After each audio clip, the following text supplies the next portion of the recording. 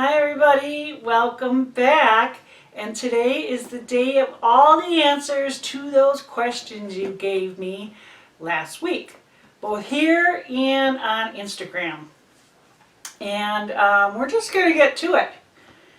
So we're going to start off with the YouTube questions. This one is from Gail.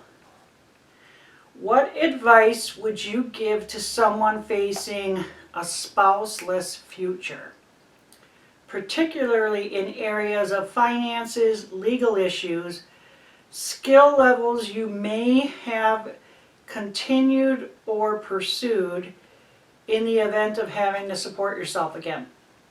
Well, those are all kind of really great questions.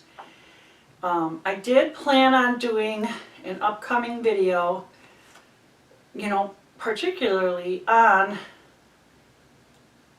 this subject. I was thinking of doing several videos over the next few months about being a widow or a widower and just how to deal with it and some of the practicalities like Gail mentions here. But for her initial question about facing a spouseless future, it's only been a year for me, so I feel like I'm just a little baby in the woods still, But if there is any advice I suppose I could give, the first thing I would say is, even though you really feel like you want to be alone, don't be alone. I don't think it's good for your mental state, and I do think that that's exactly what you want. You want to kind of be by yourself and go inside a shell, so to speak, but avoid that if you can. And yeah, you do need time by yourself, and I get that. I mean, I'm not saying, you have to have somebody with you 24/7. Just don't isolate yourself. Also, if people offer help, whether it's company or helping with household chores or making a meal or babysitting or anything like that, don't be so quick to say no. And in fact, you should take the help. It's a very difficult time, and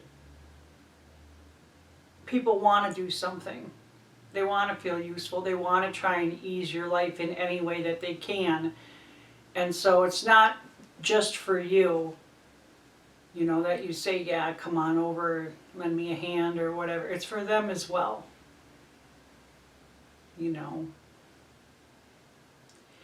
And then my last piece of advice would be that if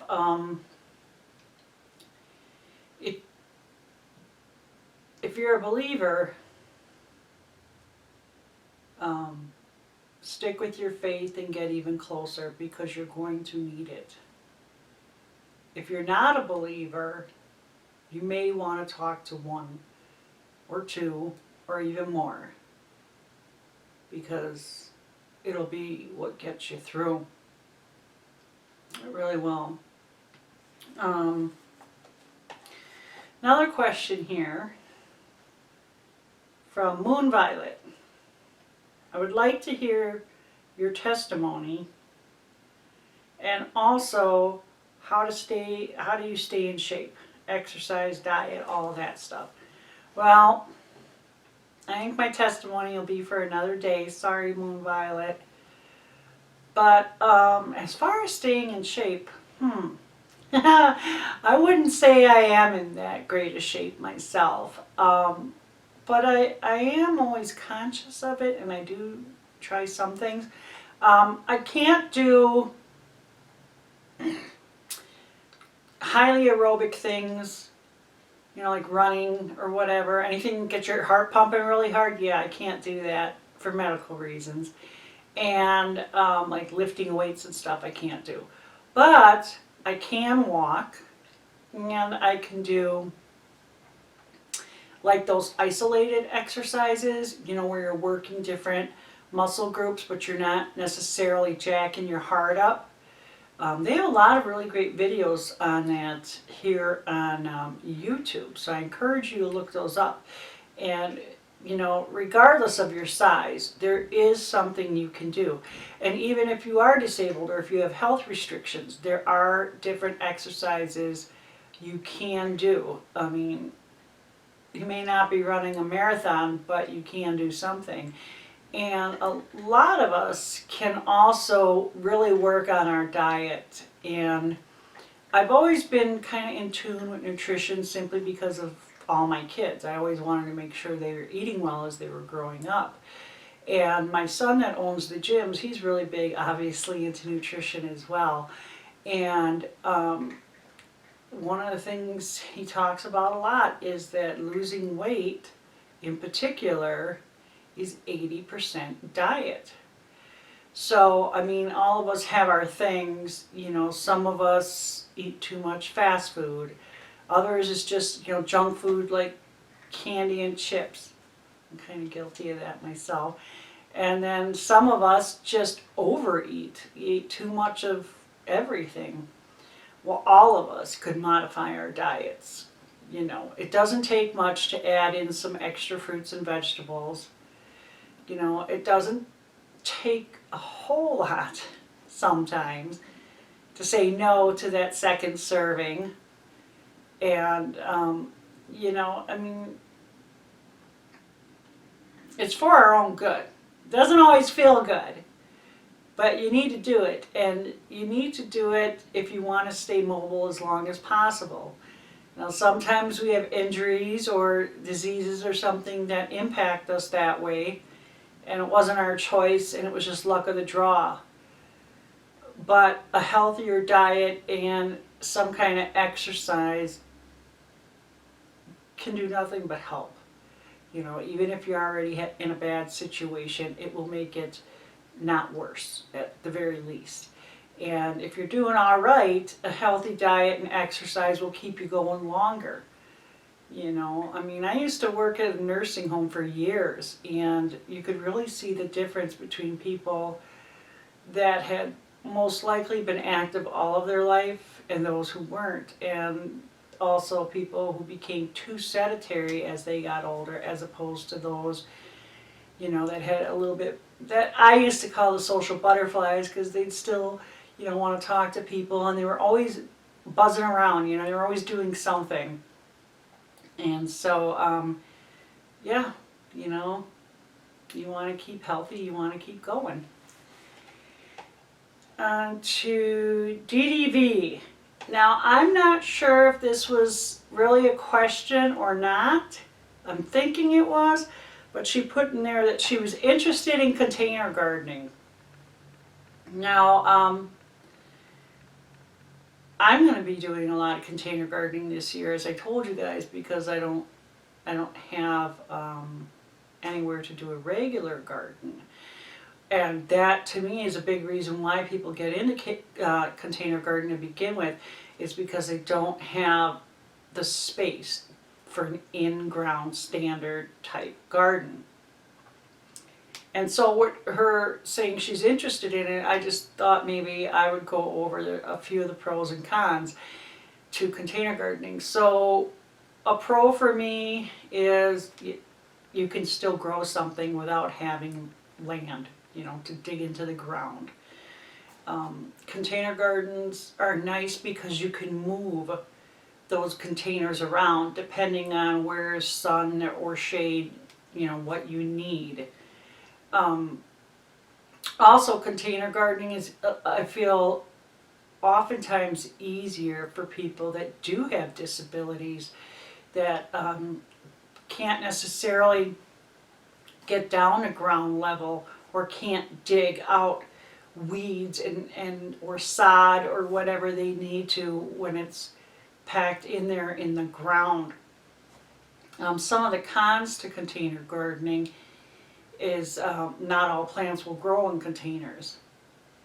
Also, there's a lot more watering and fertilizing going on with containers because containers dry out a lot faster than anything planted in the ground. And of course, the smaller the container, the more you're going to have to water it because it just doesn't hold enough. And then wind has a lot to do with drying them out as well. I feel too, some of the worst pots are the most popular. Those terracotta pots, those dry out extremely fast because they're porous and the air can get in through there and they just dry out really fast. So if you have those, I would paint around them. You know, maybe something colorful you like. I mean, it doesn't even have to be the whole pot, but around the middle of it at least, because that will help hold in the water when you're watering it. Excuse me. And pots sometimes, depending on where you live and the temperatures, they may need to be watered anywhere from 1 to 3 times a day. So that's definitely something to think about. And then with all that watering going on, you're going to need to fertilize more often because it's just not going to stay in the pot. And you don't have to use synthetic fertilizers. You can still do organic fertilizers in there. And, you know, so you just weigh your pros and cons with the containers. You can do a lot of beautiful things in containers, and they are now developing a lot of plants, you know, that are ideal to go into containers because there are a lot of people that either A, live in apartments or condos or whatever, and they don't have the ground space for a garden, or B, don't have the time for an in-ground garden because it is a good amount of time invested if you are doing a larger in-ground garden when it comes to, especially an initial garden, when you got to really prep that soil and stay on top of weeding and all that kind of stuff. So anyhow, that's my ideas on the container gardening, and so it'll be interesting this year. I'll bring you along to see how it goes. And over on Instagram, we have Bree who says, what's the biggest change you've had since moving from a tiny town up at the cabin back to the city? My throat is really dry. Sorry, guys. And the coffee's really good, too. The two things that stand out the most to me, now mind you, I'm city born and raised, lived in it the vast majority of my life, and then I moved out of it. I don't remember how many years ago that was. It's been quite a few, but noise is the number one thing of moving back here, back to the city-ish area from the cabin. So much noise. Mostly vehicles. I mean, I do hear planes sometimes too, but just traffic. Cars, buses, trucks, sirens, so many sirens. Just everyday city life. I'm not technically in the city, but I'm close enough. And so, yeah, there's been a lot of noise coming back. I really miss nature. Now, I do have nature nearby, of course. There's trees and grass and bushes, and there's a park right nearby and stuff like that. But it's not quite the same. I'm lucky when I look out most of my windows here, I do see a lot of trees, and that's wonderful. But, as soon as I leave here, it's all concrete and buildings and stuff like that, whereas it wasn't at the cabin. The one thing I do enjoy, though, is convenience. I'm definitely closer to all the kids and get to see them a lot more often, and my grandkids too. And 10-15 minutes driving up at the cabin, you know, got you to a gas station. Whereas around here, 10-15 minutes driving, geez, I can get just about anything I want. And so, you know, that way it's nice. Whether it's you're going to the doctor or you need something from the grocery store or you want to go see a movie. So that's the good end of it. Well, anyhow, that's all time I have. I hope I answered some of your burning questions, and now you know a couple of the upcoming videos in the next few months here. If you have any more questions, go ahead and put them down in comments, and I'll do another Q&A soon. Not sure when, but soon. And maybe I'll just, you know, go through comments of different videos and see what questions were left there, and we'll go over those. But anyhow, thanks for watching the video. I'm really happy you guys took the time to do that. It was nice talking to you, and you take care.